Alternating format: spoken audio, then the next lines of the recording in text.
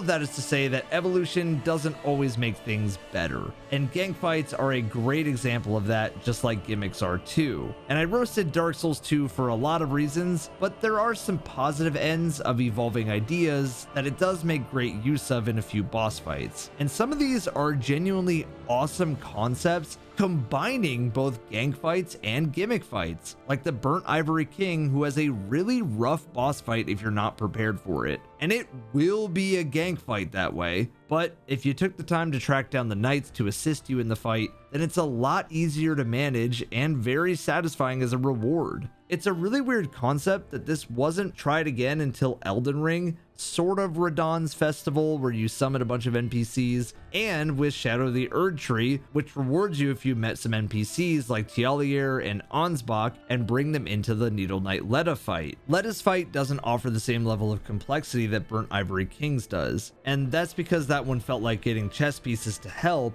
but it's at least a little bit similar, and I'll give it points for that. In regard to some other great fights that Dark Souls 2 offered that I'm also very sad are not in nightreign, we have Fume Knight and Sir Alan. These bosses are just straight up evolutions of some of the best pure fights that we have seen. And I know I haven't talked about pure fights because it's hard to quantify what that really means. Basically, it's a fight absent of all the extra fluff that's just hard on its own. Absent of gimmicks, absent of ganks, absent of PvP, absent of anything that isn't just a pure 1v1. Although Sir Alan's run back is like storming the beach of Normandy to get back there, he still definitely counts in a pure fight that is great to play. These fights just add more attacks, and in Fume Knight's case, the simple addition of two swords where one is gigantic and one is shorter, and it shakes up the tempo really well to an already ridiculously hard boss. Again, I'm disappointed that Fume Knight or Sir Alan don't show up in nightreign, since these bosses are really the best of Dark Souls 2, with more varied movesets and delayed timings on some attacks. They feel like a more modern FromSoft boss than some of them that were brought back in nightreign.